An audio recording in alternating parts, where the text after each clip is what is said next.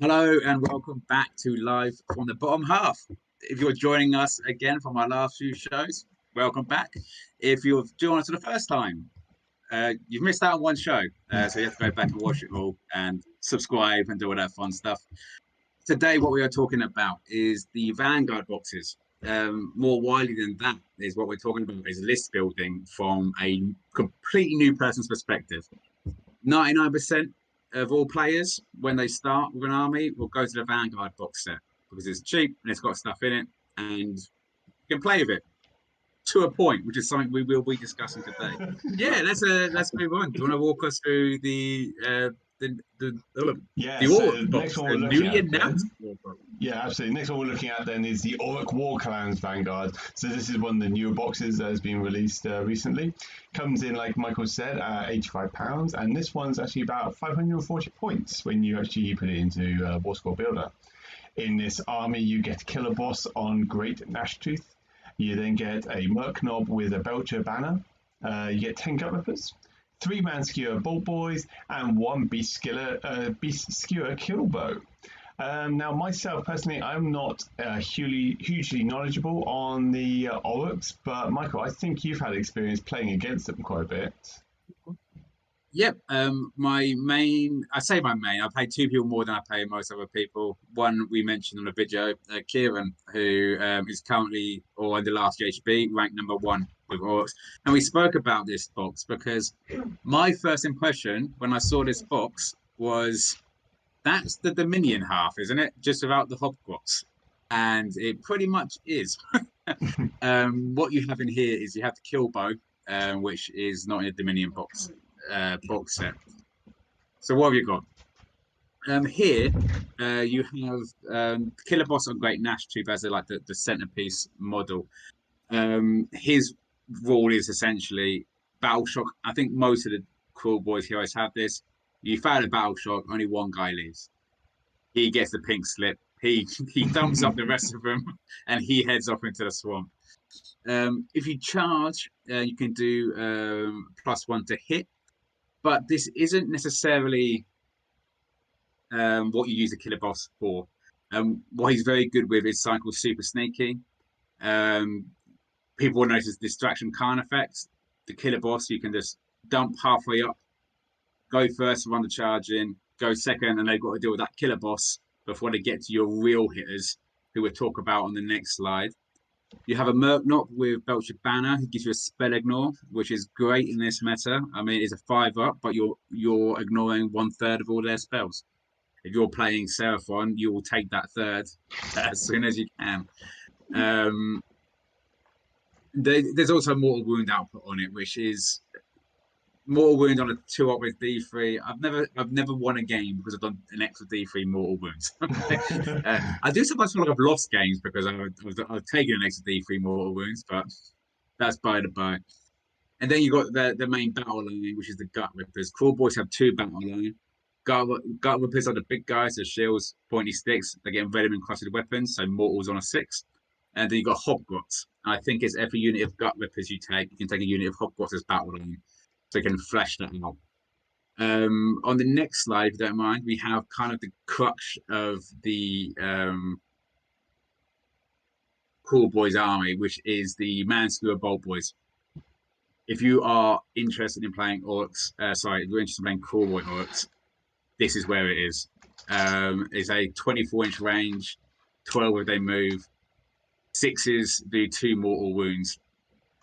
Not every decent, there's multiple ways of playing this army, but every big list you see that does quite well has at least 12 bolt boys. We also have hit the Beast Skiller Killbow, which is costed at 80 points. Everyone I spoke to would not cost it at 30 points. It's a bit of a trick piece. It looks very, very spicy on paper. And as someone who's played Age of Sigmar a little while now, that's a trap. If it looks too good to be true, it is. In this case, you can pick when you shoot, you roll dice equal to the wound and add 2 to it. On a 5-up, that's the damage basically. So 10 dice, 5-5-ups, +2, doing 7 damage to it. So you're going to a big monster, Stonehorn, Kragnos, whatever. It looks great, but they're 5-ups, and and it's a 2-up. So it's a 5-up. You're not gonna get that. Our friend Elton had a lot of success with this because it looked scary on paper. He played an army where the guy had a lot of big monsters. In fact, I think it was a Fire Slayer's army. And what the guy basically done, he drew a 24-inch bubble around the kill boat and just walked his magma dross around it. So so Elton's had control of the boards because it was basically a bunch of dwarfs like that against the wall. Be like, he hits us, he hits us. But this is something that I get why it's here. It fits with the theme of it. It looks great. But you would take this out in an instant and put in more Bolt Boys. Because Bolt Boys are what it is. So it is kind of a mixed bag of a Vanguard box set. Like you have the two most important things in there, Gut Rippers and Man Skewers, but you've got a lot of like nice to haves and don't need to haves. If that makes sense. So would you say this is like value for money from purchasing, or do you think you'll have a lot of models left on the shelf? Just to quickly make sure that Games Workshop never talk to us, this is not value for money whatsoever. You can go onto eBay and you can find a Cool Boys army like that. Because Dominion was a lot of Stormcast players bought Dominion. So there's a lot of Iron Jaw. So a lot of Cool Boys went onto eBay. I looked today, you could get it was basically this with 28 Gut Rippers for £80. Wow. Like you can pick up Hogwarts for £10 to £15. You can get a lot of cheap stuff because the War Clan, I keep on the War Clan, sorry. The Iron, the Cool Boys, and all three, and the Bone Splitters. But let's go all three of them. The Cool Boys are, as Kieran said when he was speaking to us, is you don't play that army unless you're looking to spike. You play that army to roll sixes with Cool Boys. That's why you play that army. If you're a tournament player, as we said, why you don't take the pole axes, you don't want to rely on sixes to win your game. And Cool Boys rely on their sixes. And there's a lot of way of bluffing that up. And Kieran has done it to an insanely high degree. But the only thing of any value in here on the tabletop, I think, is the Bolt Boys and the Moon Skewer. So the Bolt Boys and the Gut Rippers. The Gnash Tooth is 120 points, which is nice and cheap. You can get him up there, you can do damage. For 180 points, you can get a Breaker Boss who, if the Gnash Tooth will break your leg, the Bolt Boy, the Breaker Boss, he'll make sure that both your legs are broken. You'll never want legs again, and your friend's legs are broken. He's way more into it. He can do way more damage. He's a lot more scary. I have messed up entire battles trying to deal with him before anything else. And you got fasten as well. So there's a lot of benefits there. Yeah. And he's quite cheap. You know, he's not a lot of money to be able to add into this. And you're also missing the Shaman. And the Shaman is, again, what he does is with Venom Encrusted Weapons, he gives you it on 5s. So now 5-ups are mortal wounds. So again, it's not in this box set, but they are centerpieces. They are linchpins, sorry, of any Orruk army. Is you want the Shaman there. You probably do want a super sneaky, but you can do that with anything. But having a monster there. So value for money, no, I do not think it's there in this box. Not with eBay the way it is. The Troll Trader, get it secondhand. You're going to find Cool Boy stuff out there. With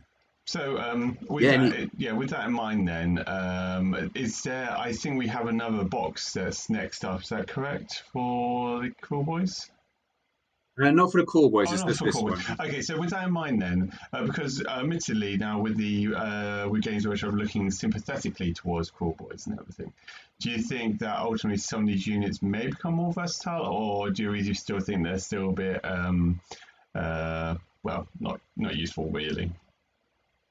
How Games Workshop have balanced Cool Boys is getting battle tactics, because that was their problem. They're a castle army. Gobsprak at the moment is in this GHB. He's not a necessary. I guess he is kind of a must buy for anti-magic.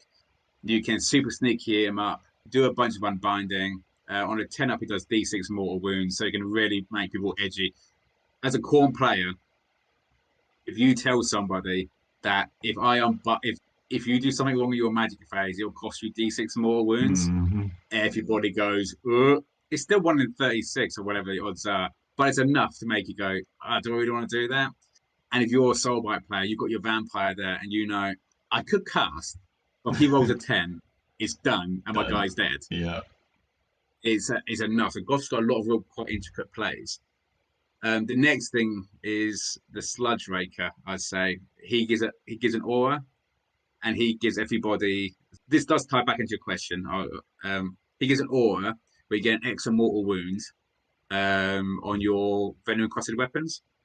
So now your Bolt Boys are 2 mortal wounds on 6s. So it's 2 mortal wounds on a 5-up, 3 mortal wounds on a 6-up.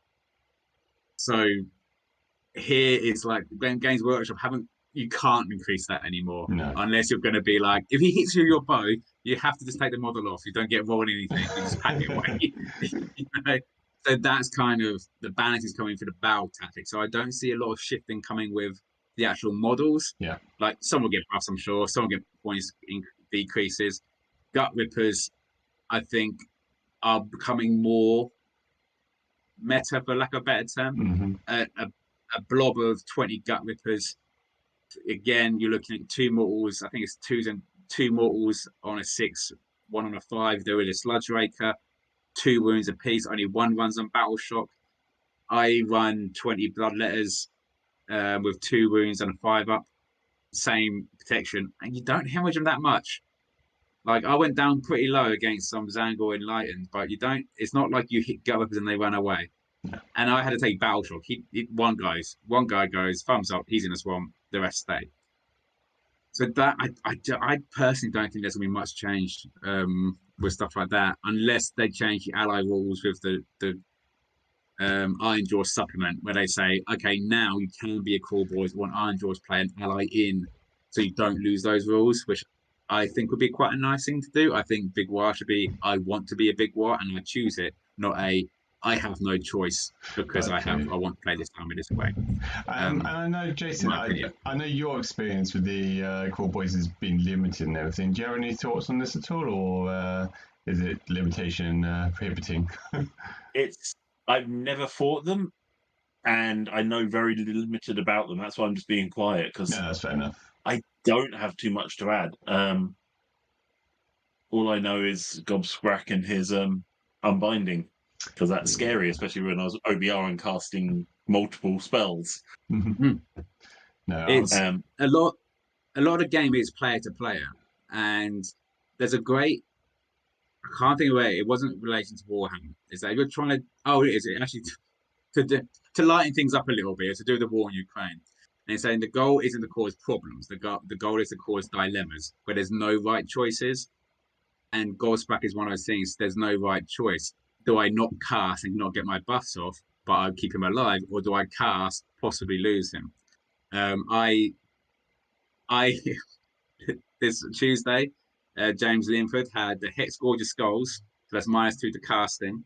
I had the Poucher Null Dust, so that was 1s, 2s, and 3s doubles are miscasting. I had that base for 2 rounds. Obviously, Null Dust I hit 1. Didn't hit once, hit everything. My Hex Gorgeous did nothing, and those were my favorite on that point, not his. But it is that kind of that psychological play, is like that dilemma: do I cast? Do I not cast? Gosback brings you that, and he's also pretty handy himself. You know, and he's a big bird. I mean, he looks fun to paint. Yeah, fair enough. Well, we're not going to have all winners on this review and everything, and clearly this one is a leave on the shelf and go to eBay for a better deal, I guess. Yeah, and Ben in the chat has said it right there: is 2 shamans is required for this army. Babysitting your Bolt Boys, that should be. Not telling you how to spend your money, but that's where I would spend my money for some shamans to make sure everyone's pumping it up. Then a Sludge Raker.